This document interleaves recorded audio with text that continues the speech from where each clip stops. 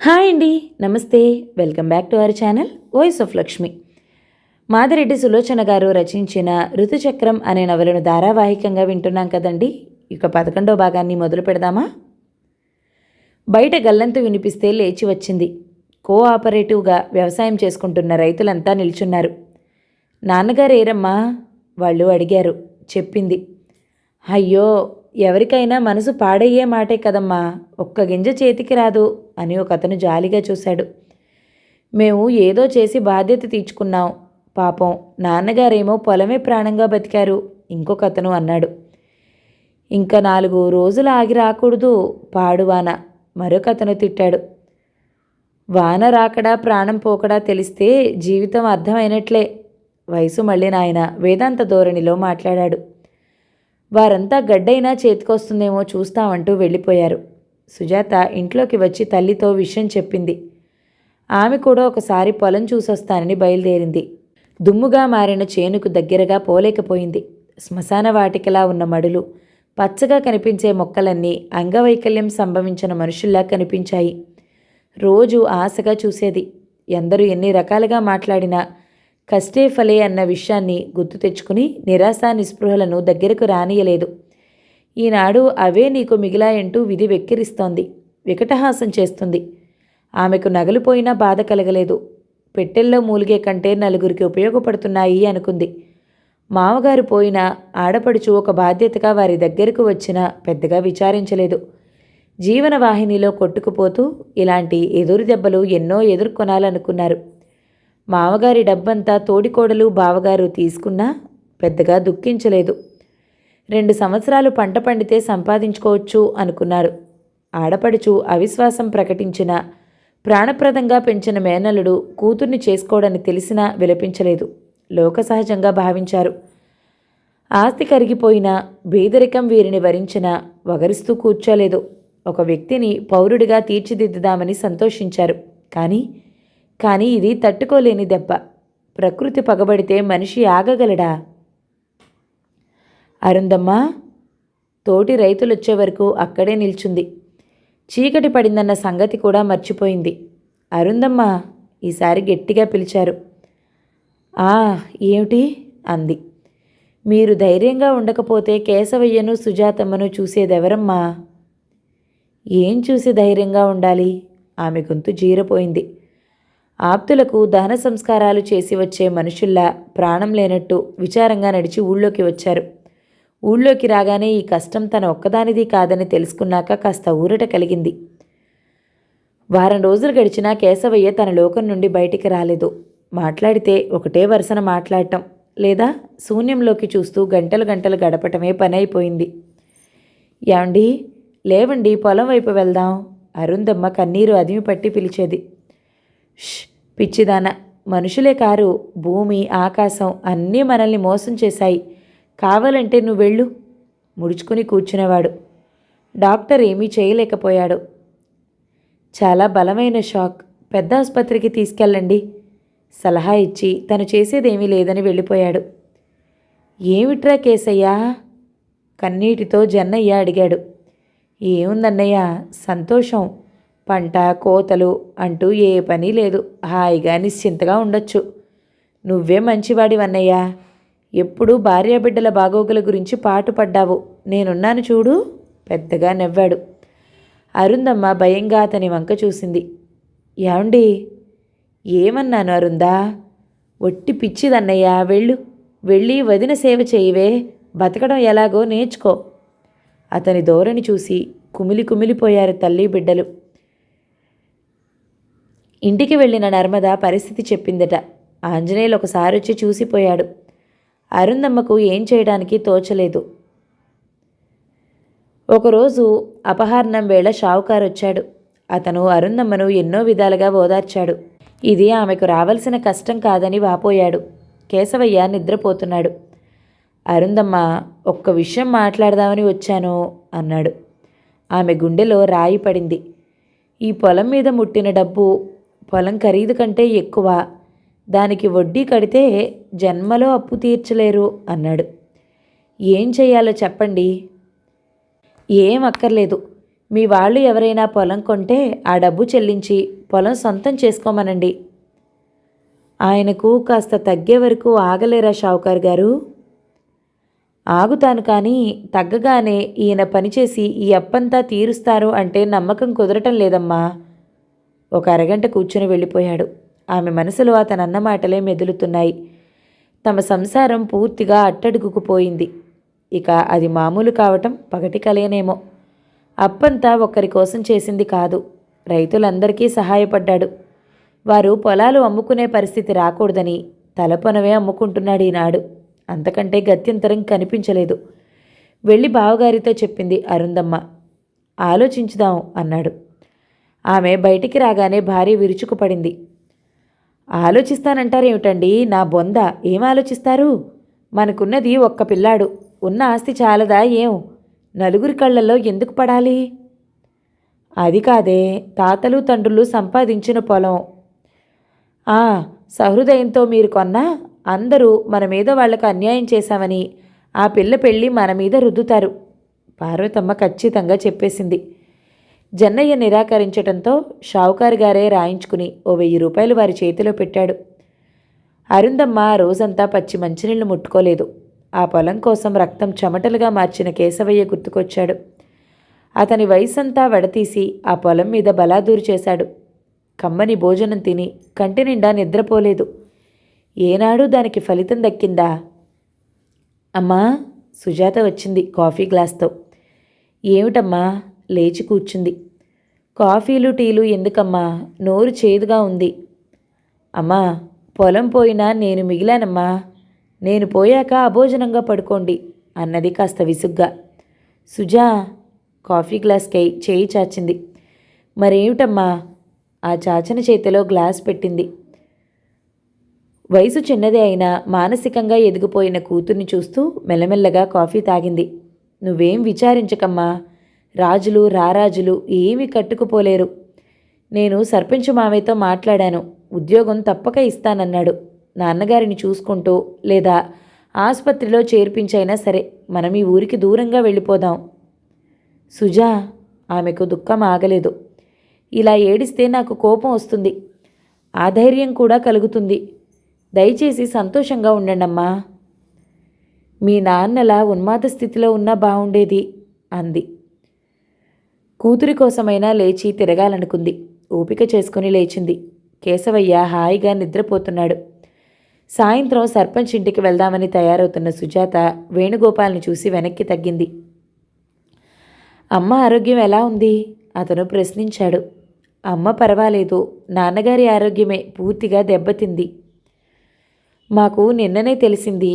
నాన్నగారు చాలా బాధపడ్డారు. ఇంత కష్టం మీరొక్కరే భరించకపోతే కబురు చేయకూడదు అనుకున్నాను, కానీ నాన్నగారి పరిస్థితి చూశాక అసలు బుర్ర పనిచేయటమే లేదు అంది. ఎవరమ్మా సుజా? కేశవయ్య లేచాడు. మాసి పెరిగిన గెడ్డంతో తైల సంస్కారం లేని జుట్టుతో చూడగానే ఎలుగుబంటిని చూసినట్లు భ్రమ కలిగింది. నేనండి, వేణుగోపాల్ని. వేణుగోపాల్వా? ఇంకా మా సంగతి మీకు తెలీదు, అందుకే వచ్చావు. మా పంట పోయింది, పొలం పోయింది, పరువు పోయింది. మీరు అనవసరంగా బాధపడుతున్నారు. మొన్నటి వడగళ్ళు దాదాపు అన్ని ఊళ్ళలో పంటను పాడు చేశాయి మెల్లగా చెప్పాడు. నిజమా? అన్నీ పాడయ్యాయి కదూ? పండినోడికి బంగారం పండినట్టే హహా అంటూ పెద్దగా నవ్వాడు. ఆ పరిస్థితుల్లో ఒక్క క్షణం ఉండలేననిపించింది అతనికి. అవును, నీకింకా మా పరిస్థితి తెలీదు. తెలిస్తే ఇలా రావు. నీకివ్వడానికి ఏమీ లేదు. మా అరుంధ దాచింది ఏమైనా ఉందనుకుంటున్నావేమో, అదేమీ లేదు రహస్యంగా చెప్పినట్టు చెప్పాడు. ఆ స్థితి చూస్తే వేణుగోపాల హృదయం జాలితో నిండిపోయింది. ఇదండి మా పరిస్థితి మెల్లగా అంది సుజాత. అరుంధతి పచ్చగడ్డి తీసుకొచ్చి పెరట్లో పశువులకు వేస్తుంది. వేణుగోపాల్ వచ్చాడన్న వార్త విని కృంగిపోయింది. ఉన్నంతలో మర్యాద చేసింది. అతను వెళ్ళటానికి లేచాడు. సుజాత వాకిట్లోకి వచ్చింది. ఇప్పుడు కొత్తగా తమ ఇంటి చుట్టూ గోడ కట్టాడు జన్నయ్య. అది సరిగా వాకిలిని రెండుగా చేస్తుంది. గోడ దగ్గర నిల్చుంది. ఇప్పుడు మా నాన్నగారు వివాహం చేసే స్థితిలో లేరు. దయచేసి మీరు మరొక అమ్మాయిని చూసుకోండి అంది మెల్లగా. మీరు తొందరపడుతున్నారు. ఇప్పుడు కాకపోతే వచ్చే సంవత్సరం వరకు ఆగుదాం. మీరాగినా మా కష్టాలు ఆగేలా లేవో. రేపును తలుచుకుంటుంటే భయంగా ఉంటుంది. మీరు అలాంటి దిగులు పెట్టుకోకండి. చూడండి వేణుగోపాల్ గారు, ఇప్పటికే బంధువులందరికీ దూరం అయ్యాం. మీలాంటి వారి సానుభూతికి దూరం అవటం ఇష్టం లేదు. నాన్నగారి ఆరోగ్యం తప్ప నా మనసులో ఏమీ లేదు. మన్నించండి. ఈ విషయం మర్చిపోండి. మీ నాన్నగారికి 100 రూపాయలు వీలును బట్టి పంపిస్తాను. అనుకోకుండా చటుక్కున వంగి అతని పాదాలు స్పృశించింది. చా, ఇదేమిటి? కృతజ్ఞత.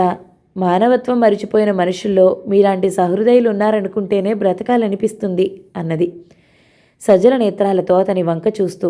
ఎన్నో చెప్పాలని ఉన్నా అతను ఒక్క మాట చెప్పలేకపోయాడు. మెల్లగా వెళ్ళిపోయాడు.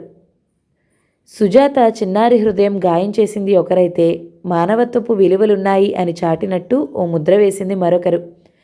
అతను కంటికి కనిపించినంత దూరం అయ్యే వరకు అలాగే నిల్చుంది. ఎవరే అమ్మాయి వెళ్ళేది? పార్వతమ్మ బయటికొచ్చి అడిగింది. బంధువులు పెద్దమ్మ అంది. నాకు తెలియని బంధువులు ఎవరున్నారే అందామె. ఆమె వంక ఒకసారి చూసి తల తిప్పుకుని ఇంట్లోకి వచ్చింది. ప్రభుత్వ పాఠశాల గతి ఎలా ఉందో చూడాలంటే సిటీ దగ్గరగా ఉన్న చిన్న బస్తీ చూడాలి. చిన్న బస్తీ. బడిలో విద్యార్థులు ఉంటే ఉపాధ్యాయులు ఉండరు, ఉపాధ్యాయులు ఉంటే విద్యార్థులు రారు. పల్లెటూరి బడే నయమనిపించింది సుజాతకు. అప్గ్రేడ్ చేశారు. దాన్ని చూసే నాదుడేడి? ప్రజాప్రభుత్వం కదా అని ప్రజల అర్జీని దృష్టిలో పెట్టుకుని గ్రాంట్ ఇస్తారు. అవి సక్రమంగా వినియోగింపబడుతున్నాయా లేదా అని చూసేవారే లేరు. రా సుజాత, అలా తిరిగొద్దాం. మరో టీచర్ ఫాతిమా పిలిచింది. బావుంది. మనకు తిరగడానికి జీతాలు ఇస్తున్నారా ఏం? మరి పిల్లలు లేకపోతే ఏం చేస్తాం?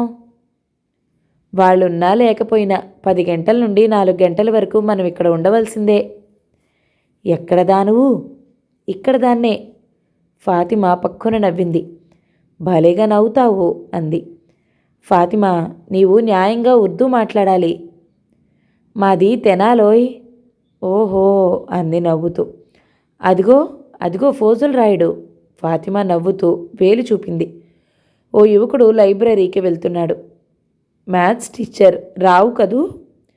రావో రెడ్డో కానీ భలే ఫోజు కొడతాడు. అతని ఫోజుకు నువ్వు మోజు పడుతున్నట్లున్నావు.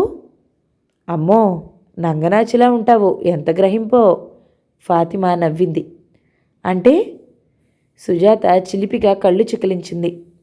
ఉండు సుజాత, నేను నీ అంతున్నానోయ్. వచ్చి ఆమె పక్కన నిల్చుంది. ఆమె చెవుల వరకు వచ్చింది. 1 అర ఇంచు తక్కువ. హై హీల్స్ ఎత్తు కూడా మైనస్ చేయబోయ్. అవెంతలెద్దు, ఎడు తిరిగి 1/2 ఇంచు ఉండవు అంది. సుజాత నవ్వింది. నవ్వుతావేమోయ్, నేను పొట్టిగా కనిపిస్తానా ఏమిటి? నిజం చెప్పు సుజాత, నేను అందంగా లేను? ఆ అనుమానం నీకెలా వచ్చింది? మరి ఆ రావు నా వైపు చూడటేమిటి? అతను చూడాలని కోరుకుంటున్నావా? అదేం, నువ్వు కోరుకోవా? చచా అంది కంపరంగా. ఇవి కొత్త అనుభవాలు. పల్లెటూరు బడిలో చదువుతుంటే ఏమీ తెలియలేదు. అప్పుడు తనింకా చిన్నపిల్ల. తనకు మగవారు అని వర్గీకరించే వయసు వచ్చేసరికి ఇంట్లోనే గడిపింది. బయటికి వెళ్ళే అవకాశమే దొరకలేదు. ఆమె కళ్ళ ముందు వాసు, వేణు కనిపించారు. హృదయం పాత జ్ఞాపకాలతో భారమైపోయింది. సుజాతమ్మ, హెడ్ మాస్టర్ పిలుస్తున్నారు. క్లర్క్ వచ్చి పిలిచాడు. ఆదరాబాదరాగా వెళ్ళింది. ఏమిటి సార్ పిలిచారట? అవునమ్మా, 2 వచ్చినా క్లాస్లో కూర్చోండి అన్నాడు. అలాగే. ఆమె వెనుతిరిగింది. 1-2 వస్తే క్లాస్ తీసుకుంటే కొలీగ్స్కు కోపం. పిల్లలు అసహనంగా చూస్తూ ఉంటారు. హెడ్ మాస్టర్తో చెప్పించుకోవడం సిగ్గుగా భావించింది. క్లాస్ వెళ్ళింది. సాయంత్రం వరకు 1-2 విద్యార్థులుంటే వారితోనే కూర్చుంది. తిరిగేవారు తిరుగుతూనే ఉన్నారు. సాయంత్రం ఇంటికి తిరిగొచ్చింది. ఇంటి ముందున్న స్కూటర్ను ఆశ్చర్యంగా చూసింది. చిన్న బస్తీలో ఇళ్ళు చిన్నవే, మనుషులు మాటలు చిన్నవే. ఆ బస్తీకి వచ్చాక కొత్త భాష వింటుంది. తనకు వచ్చే జీతంలో అంతకంటే పెద్ద ఇల్లు మంచి పరిసరాలలో దొరకదు. అందుకే చెవిటిదానిలా ప్రవర్తిస్తుంది. అక్కడికి స్కూటర్ మీద వచ్చేవారున్నారేమో కానీ తన ఇంటికి వచ్చేవారు లేరు. అందుకే ఆత్రంగా ఇంట్లోకి వచ్చింది. వాసు కుర్చీలో కూర్చుని కాఫీ తాగుతున్నాడు. సుజాత గుమ్మం పక్కన చెప్పులు విడిచింది. అతన్ని చూసి చిన్నగా నవ్వింది. బాగున్నావా సుజాత? మాకేం బాగానే ఉన్నాం, మీరెలా ఉన్నారు? అత్తయ్య బాగుందా అని అడిగింది. నాకు BHELలో పని అయింది సుజాత. క్వార్టర్ దొరికిందా? అప్పుడేనా? మామయ్య విషయం మాకు తెలియనే లేదు. ఇన్నిసార్లు వచ్చాడు, పెదమామయ్య కూడా అనలేదు. ఇప్పుడు తెలిసి వచ్చారు, చాలా సంతోషం బావా అన్నది.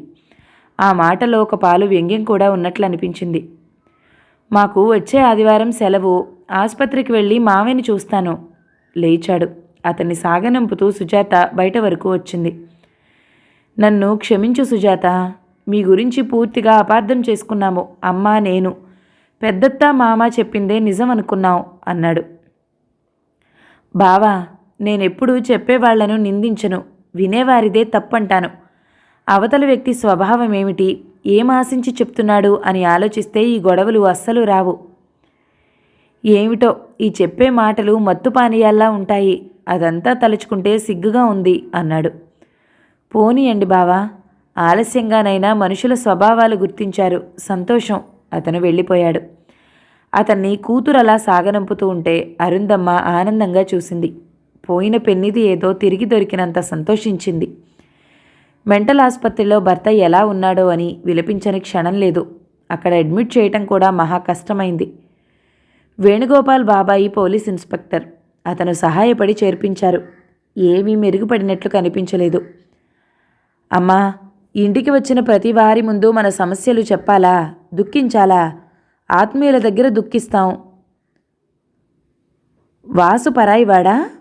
కాక నీ అల్లుడా? అరుంధమ్మ అప్పటి వరకు గాలిలో కట్టుకున్న మేడలన్నీ కూలిపోయాయి. కూతురిని పరికించి చూసి లోపలికి వెళ్ళింది. మాట్లాడక ఒక మూల కూర్చుంది. ఆమెకింత కాఫీ ఇవ్వాలన్న సంగతి కూడా మర్చిపోయింది. అమ్మా, సుజాత ముఖం కడుక్కుని వచ్చింది. తల్లిని చూసి తెల్లబోయింది. దగ్గరగా వెళ్ళింది. అమ్మా, నువ్వే నన్ను అపార్థం చేసుకోకు. బావ ఈనాడు తీయగా మాట్లాడగానే మర్చిపోవడానికి ఆయన చేసింది మామూలుదా? అతనొక్క మాటతో బాధ్యత తీర్చుకున్నాడు. మనం ఎంత నష్టపోయామో ఆలోచించాడా? ఆమె గొంతు బొంగురుపోయింది. ప్రపంచంలో ఏ ఒక్కరో తల్లి ఆలోచించి మాట్లాడేవారు. పెద్దమ్మ మాటలన్నీ అక్షరాల నిజమని నమ్మాడు. పోనీలెమ్మా, వాళ్ల నమ్మకాలతో మనకొరిగేదేముంది? వాసు అనే వ్యక్తితో తన బంధం ముడిపడిందన్న విషయం పూర్తిగా మర్చిపోయినట్లుంది. అది కాదు సుజా, మనమేమీ అతన్ని బ్రతిమాలుతూ వెళ్ళలేదు కదా, అతనే వచ్చాడు. తల్లి, నా మాట ఒక్కటి వినమ్మా. నీ గురించి నాకెప్పుడూ దిగులేనే. వాసును నిన్ను గుర్చి ఎన్ని కలలు కన్నావని. ఆమె కళ్ళు నీటితో నిండాయి. అమ్మా, ఇంకేదైనా చెప్పు, కానీ బావతో పెళ్లి విషయం మాత్రం ఆలోచించుకో అనబోయింది. తల్లి ముఖంలోని ఆశ చూసి ఆమెను నిరాశపరచటం మంచిది కాదనుకుని అప్పటికి మౌనంగా ఊరుకుండిపోయింది. వాసు రాక సుజాతను చాలా కలవరపరిచిందనే చెప్పొచ్చు. బడిలో కూడా కుదురుగా పనిచేయలేకపోయింది. 2-3 రోజులు అలాగే ఉంది. చేయటానికి చేతి నిండుగా పని కూడా లేదు. ఆలోచించటానికి మంచి అవకాశం. రిజిస్టర్ ముందు పెట్టుకుని కూర్చుంది. పేర్లు రాయాలి. ఒక్క పేరు రాసింది. రెండో పేరు దగ్గర ఆగిపోయింది. శ్రీనివాస్ అని ఉంది.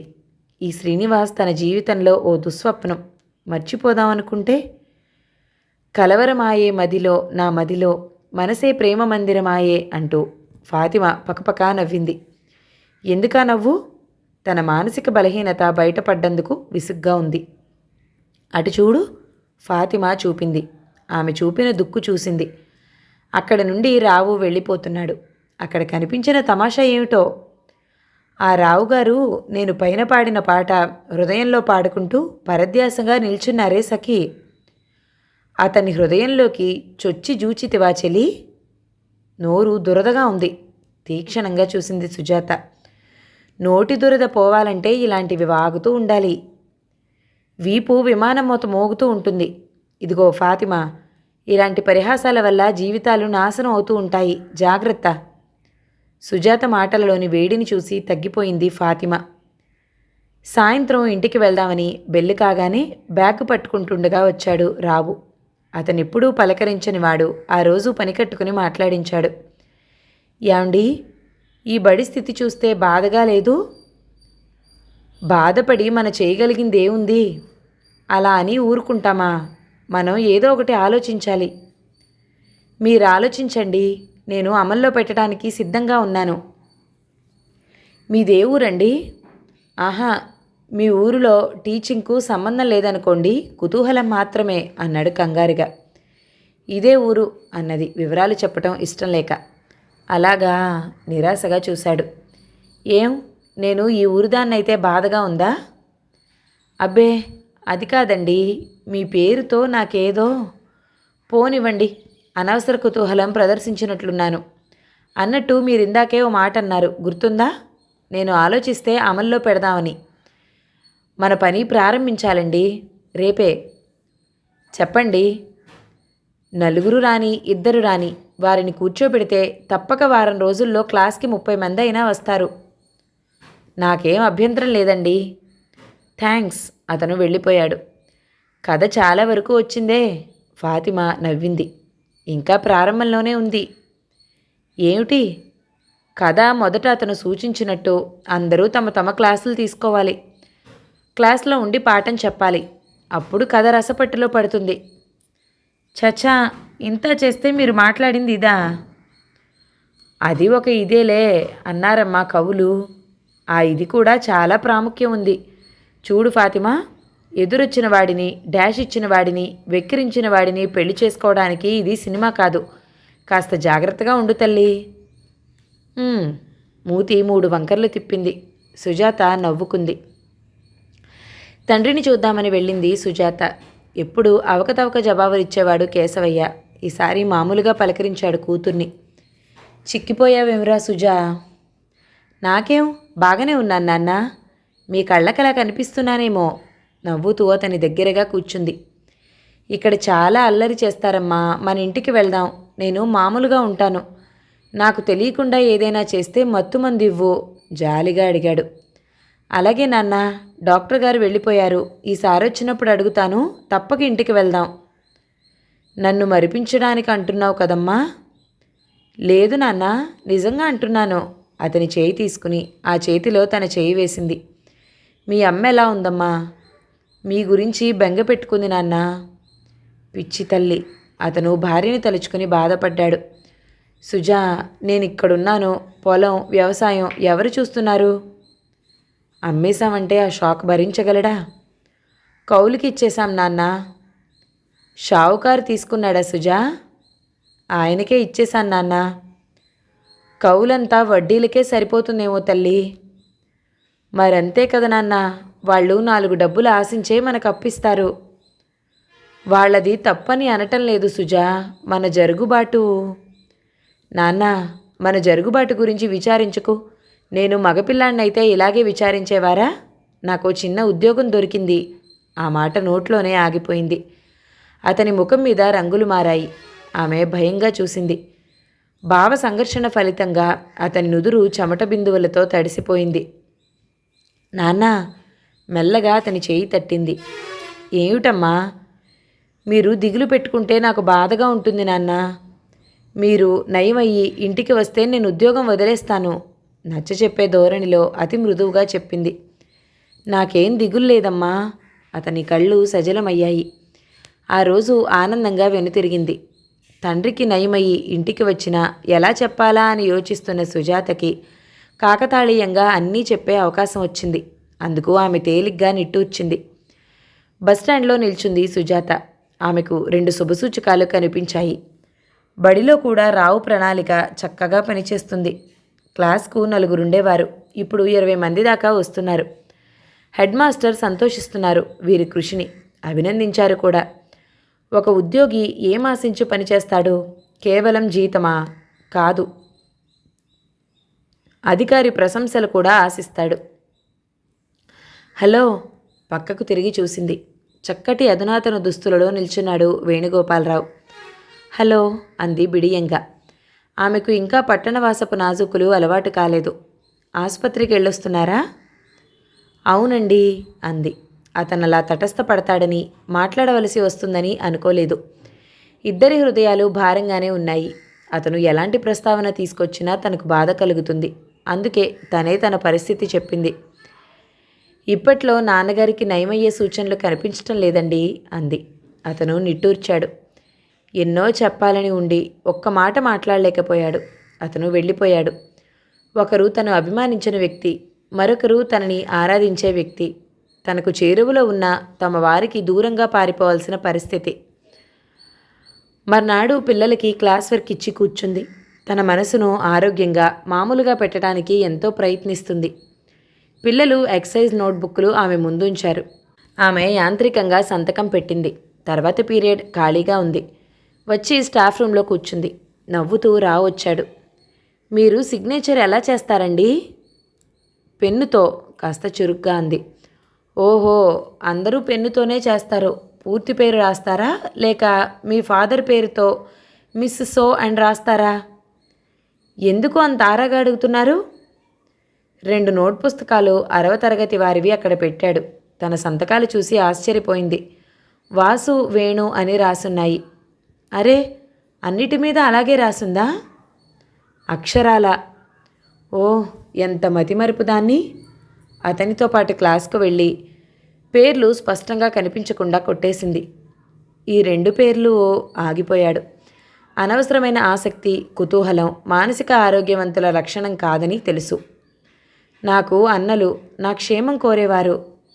ఐసీ అన్నాడు. అతని ముఖంలో ఒక విధమైన సంతృప్తి కలిగింది. తండ్రి పరిస్థితి మెరుగుపడింది. చూసిరమ్మని తల్లిని పంపింది. ఆదివారం కావటం వల్ల తీరికగా బట్టలు ఉతుక్కుంటూ కూర్చుంది. బయట స్కూటర్ చప్పుడైంది. ఆమె అనుకున్నట్టుగానే వాసు వచ్చాడు. రా బావా, రా. ఎన్నాళ్ల నుండో నీతో ఒంటరిగా మాట్లాడాలని ప్రయత్నిస్తున్నాను. ఆ మాట ఆమె నిర్వికారంగా అంది. అతని ముఖం ప్రసన్నమైంది. ఏవేవో ఊహించుకున్నాడు. వచ్చి కూర్చున్నాడు. ఒక్క 5 నిమిషాలు కూర్చోగలవా బావా? ఈ 2 చీరలు జాడించి వస్తాను. పంపు కట్టేస్తారని భయం. 5 గంటలైనా కూర్చుంటాను. నేను చేసే పనులేమున్నాయి? చిన్నగా మందహాసం చేస్తుంటూ నవ్వాడు. ఆమె చీరలు ఆరేసి వచ్చే వరకు కూర్చున్నాడు. అతను స్వర్ణ పెంకితనం, సుజాత మంచితనం తూకం వేస్తున్నాడు. అతను చిన్నప్పటి నుండి ఇతరుల అండన బతికినందువల్ల కాబోలు ఓ నిశ్చితమైన అభిప్రాయాలు ఏర్పరచుకోలేదు. అటూ ఇటూ ఆలోచిస్తాడు. అప్పటికి ఎవరు ఏది చెప్తే అది నమ్మేస్తూ ఉంటాడు. చెప్పు బావా, కాఫీ తీసుకుంటారా? నువ్వు తీసుకోవా? నేను ఒకేసారి ఉదయం తీసుకుంటాను. ఊళ్ళో మాకు ఆ మాత్రం అలవాట్లేదు. ఇక్కడ 3 పూటల అన్నం దొరకదని తెలుసు. అందుకే ఉదయం 1 పూట తాగుతాను. పాలు మిగిలితే సాయంత్రం అమ్మ పెట్టిస్తుంది. వద్దు సుజా, చెప్పకు అన్నాడు. తన ఇంట్లో ఎంత వృధాగా ఖర్చవుతుందో అంచనా వేస్తూ. వాస్తవం అంత చేదుగా ఉంటుందా బావా? నవ్వి కాఫీ పెట్టుకురావడానికి వెళ్ళింది. ఇంకా ఆలస్యం చేయటం భావ్యం కాదనుకున్నాడు అతను. చిన్ననాటి విషయాలు పదే పదే గుర్తుకొస్తున్నాయి. తీసుకో బావా, నువ్వు ఊరుకోవని నేను తెచ్చుకున్నాను. చిన్న గ్లాస్ తీసుకుని అతను కూర్చున్న మంచానికి కొద్ది దూరంలో ఉన్న పక్క చుట్ట మీద కూర్చుంది. సుజా, నువ్వు అను, ఈ కష్టాలన్నీ తీరిపోతాయి అన్నది కొంటెగా చూస్తూ. నేను సీరియస్గా చెప్తున్నాను. తాడో పేడో తేల్చుకుంటాను అన్నాడు కోపంగా. నేను అదే ఈరోజు ఆలోచిస్తున్నాను. మీరు మొదలు పెట్టండి, నేను ముగిస్తాను. 2 గుక్కల కాఫీ గొంతులో పోసుకుని గ్లాస్ పక్కన పెట్టింది. మావయ్య ఆరోగ్యం మునిపటి కంటే మెరుగు కాబట్టి ఆయన్నింటికి తీసుకొచ్చి కన్యాదానం చేయమని అడుగుతాను. వివాహం కాగానే అందరం నేను పనిచేస్తున్న ప్రాజెక్ట్ దగ్గరికి వెళ్ళిపోదాం. ఎంత తీయని కల, మధురమైన స్వప్నం. సుజా, అది కల కాదు, కల నిజం కాబోతోంది. కల నిజమాయగా అంటూ పాడుకోలేకపోతున్నాను, క్షమించు బావా. సుజా, అవును బావా, మళ్ళీ నువ్వు రావటం మొదలుపెట్టిన దగ్గర నుండి అమ్మ గాలి మేడలు కడుతోంది. సుజా, మళ్ళీ మారిపోతానని భయమా? అయితే ఇప్పుడే గుడిలో దండలు మార్చుకుందాం పదా. నీ ఉదార స్వభావానికి ధన్యవాదాలు బావా. ఒకనాడు స్త్రీని ప్రాణమున్న బొమ్మగా వాడుకున్నారు. ఇప్పుడు మనసున్న మనిషిగా అలంకరించుకోమంటున్నారు. నాకు ఒక మనసుంది. మంచి చెడులు ఆలోచించే శక్తి ఉందని మీరు ఊహించలేరు కదూ. నువ్వు ఆలోచించే మంచి ఏమిటో. ఆత్మాభిమానం నిలుపుకోవటం మంచి కాదా? ఒక్క కూతుర్ని, వారిని వదిలి ఎలా వెళ్తాను? చెవుల్లో పేరుకుపోయిన దుమ్ము దులుపుకో. నేను చెప్పింది సరిగ్గా వినిపిస్తుందా? కాస్త కోపంగా అరిచాడు. కోపం ఎందుకు బావా? నవ్వింది జాలిగా. ఇప్పుడు నన్ను, నా తల్లిదండ్రులను స్వర్గంలోకి ఆహ్వానించినా వచ్చే స్థితిలో లేము. దయించి మా విషయం మర్చిపోలేనట్లయితే ఒక తోబుట్టువులా గుర్తుపెట్టుకో. సుజా తోక తొక్కిన తాచుపాములా కస్సుమన్నాడు. అవును బావా, మరొక విషయం కూడా గుర్తుంచుకో. మా అమ్మ ముందు నువ్వు ఏమాత్రం కుతూహలం చూపినా ఆమె ఆశలు పెంచుకుంటుంది. ఆమె కోరితే కాదనే శక్తి నాకు లేదు అంది. ఆమె ఎలా కోరుతుంది? నీకంటే అభిమానవంతురాలేమో కావచ్చు, కానీ పరిస్థితులు ఆమెను నట్టేట ముంచాయి. ఏమాత్రం ఆసరా దొరికినా అది పట్టుకోవాలని ప్రయత్నం చేస్తుందామె. నా క్షేమం ముందు ఆమెకు ఏమీ గుర్తు రావటం లేదు. ఈ పెళ్ళి ఎలా జరగదో చూస్తాను సవాలు చేసినట్టు అన్నాడు. ఏం, ఇంద్రసేనను సాయం తెచ్చుకుని బలవంతంగా వివాహం చేసుకుంటావా? ఏదో ఒకటి చేస్తాను. అది అందరికీ చేత కాదు బావా.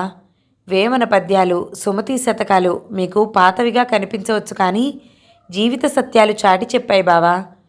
ఇనుము విరిగినేని ఇమ్మారు ముమ్మారు, కాచి అతక నేర్చు కమ్మరీడు, మనసు విరిగినేని. అంతా చెప్పనవసరం లేదు, నాకు తెలుసు విసురుగా లేచాడు. నా వల్ల ఏదైనా తప్పు జరిగితే హృదయపూర్వకంగా క్షమించమని అర్థిస్తున్నాను బావా. అర్థించవలసిన పని లేదు సుజాత. నేను వివాహం కాక నిన్ను అర్థిస్తున్నానని అనుకుంటున్నావేమో. లేదు బావా, అంత మూర్ఖురాల్ని కాదు. ఇంజనీరువు, ముందు ఉజ్వలమైన భవిష్యత్తు కలవాడివి. నీకు వివాహం కాదనడానికి, అనుకోవడానికి నేను మరీ అంత మూర్ఖురాలినా? చాలు, వస్తాను. అతను చరచరా నడిచి వెళ్ళిపోయాడు. ఆమె అలాగే నిలిచింది. ఈసారి కళ్ళ వెంబడి నీళ్లు కూడా రాలేదు. వెనుతిరిగి ఇంట్లోకి వచ్చింది. పంపు కట్టేశారు సుజాతమ్మ, మంచినీళ్ళు పట్టుకున్నారా? నీళ్ల బిందె ఎత్తుకుని వస్తూ పక్కబాటాలో ఉండే రాజమ్మ అడిగింది.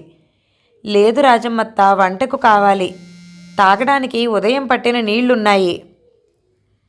నాకు ఒక్కటే బిందెడు దొరికాయి. వెళ్ళి తమ్ములవారి బావిలో తోడుకుంటావా? అంతే చెయ్యాలి. నాకు అర్థం కాదు రాజమ్మత్త. అందరూ పట్టణం పట్టణం అంటారే, ఇక్కడేముంది చెప్పు? నీటి కరువు. పల్లెల్లో అయితే హాయిగా ఇష్టం వచ్చినప్పుడు తోడుకోవచ్చు. తోడితే చేతులు నొప్పి పెట్టవు? పంపుల దగ్గర నిలబడి కాళ్ళు లాక్కుపోవటం లేదు, బిందెలు పట్టుకుని చేతులు పీక్కుపోవటం లేదు. ఇంతకంటే తోడుకోవటం నయం కదూ. అందరూ అట్లా అనుకుంటారా? నాజూకుగా ఉండొచ్చు కదా. అది నిజమే అత్త. నీళ్ల పాలు, వాడిన కూరగాయలు, సారం లేని బియ్యం మనిషిని నాజూకుగానే చేస్తాయి. మా ఊళ్ళో టీచర్లు సిటీకి ట్రాన్స్ఫర్ కావాలని రికమెండేషన్లు, లంచాలు పెట్టమని చెప్తే ఇదో భూతల స్వర్గం అనుకున్నాం.